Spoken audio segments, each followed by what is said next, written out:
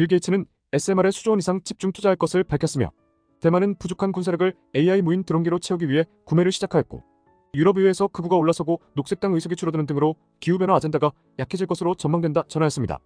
K조선은 당장 돈이 보이니 AI에도 투자 한 턴 15조란 조 단위의 자금 지원이 발표되었고 네이버 웹툰은 3.6조의 시총으로 미국의 쪼개기 상장이 곧 진행될 예정인데 워렌 버핏은 BYD 주식을 또 줄였고 미국 연준들 중 강성자들이 처음 이래라도 금리 인하라는 발언을 하여 미국 금리 인하 확실론이 퍼지며 미증시 주가가 처음엔 하락하다 새 신고가를 찍으며 마무리하였습니다. 2024년 6월 18일 화요일 누워먹는 세계 경제 소식 5개 시작합니다. 공포탐욕지수 미국 증시는 41로 상승, 코인은 74로 상승. TSMC 3나노 26년까지 공급 부족 가격 인상. 인공지능 AI 수요 급증으로 대만 TSMC의 3나노 공정 주문이 26년치까지 가득 차고 있다는 분석이 나왔습니다. 대만 공상시보에 따르면 TSMC의 향후 2년치 주문이 최대 생산 능력에 가깝게 들어차고 있어 3나노 파운드리 가격을 5% 이상 인상하고 첨단 패키징은 10에서 20% 인상할 것으로 예상된다고 전하였는데 5나노 역시 AI 수요로 가격 조정이 일어날 것으로 보이고 있고 TSMC의 대대적인 투자에도 내년 TSMC 웨이퍼 공급량은 약 53만 장으로 시장 수요 예측치 약 60만 장엔 부족할 것으로 보고 있어 첨단 패키징 공급 부족도 내년까지 이어질 것으로 전망한다 전하였습니다. 2. 방산업계 채용 대호왕, 미국 유럽 등 수만 명 구직 중. 세계 곳곳에서 지정 확정 리스크가 불거지면서 미국과 유럽 대형 방산회사들이 대규모 채용 시장을 열었습니다. 10대 방산기업은 올해만 3만 7천 명을 신규 채용할 전망으로 이는 현재 인력의 10%에 달하는 규모인데 FT는 글로벌 방산기업들이 냉전 이후 최대 속도로 채용을 늘리고 있다고 분석하였습니다. 유럽 대형 탄약 제조업체 남무 측은 이런 상황을 본 적이 없다며 2030년 말까지 회사 규모를 2배로 키우는 것이 타당해 보인다고 말하였으며 독일 최대 무기 생산업체인 라인메탈은 우크라이나 전쟁 전인 2021년 대비 내년에는 10배 늘어난 연간 70만 발의 포탄을 생산할 방침이라 전하였습니다. 채용의 직급은 신입사원부터 임원까지 다양하며 엔지니어, 소프트웨어 개발자, 사이버 보안 분석가, 용접공 등의 수요가 많다고 전하였는데 인력의 변화가 새로운 산업의 변화를 얘기하듯 군사력의 시대가 오는 탈세계화의 시대를 쉽게 보지 않으셨으면 좋겠습니다. 3. 테더, 근본이 달러 스테이블코인 발행. 테더가 스테이블코인의 다양성을 높여달라는 고객 요청에 따라 테더 골드인 금을 준비금으로 제시하는 달러 연동 스테이블코인 얼로이를 17일 공식 출시하였습니다.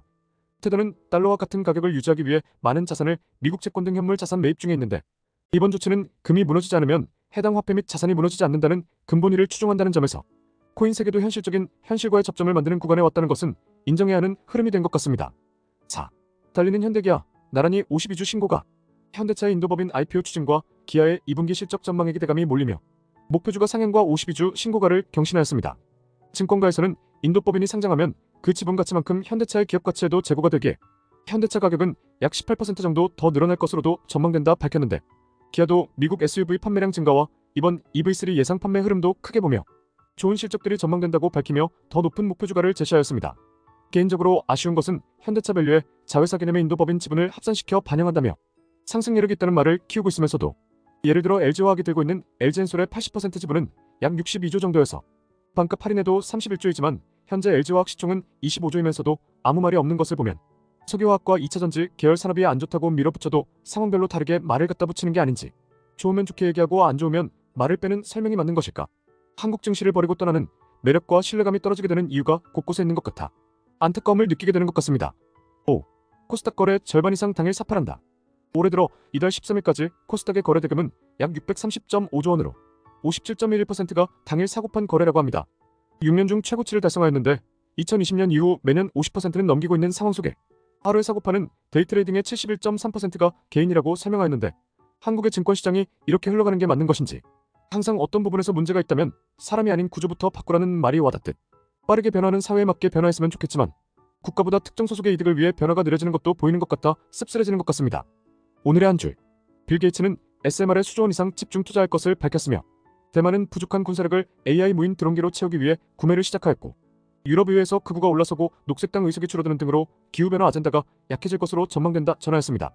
K조선은 당장 돈이 보이니 AI에도 투자 한 턴 15조란 조 단위의 자금 지원이 발표되었고 네이버 웹툰은 3.6조의 시총으로 미국의 쪼개기 상장이 곧 진행될 예정인데 워렌 버핏은 BYD 주식을 또 줄였고 미국 연준들 중 강성자들이 처음 이래라도 금리 인하라는 발언을 하여 미국 금리 인하 확실론이 퍼지며 미증시 주가가 처음엔 하락하다 새 신고가를 찍으며 마무리하였습니다.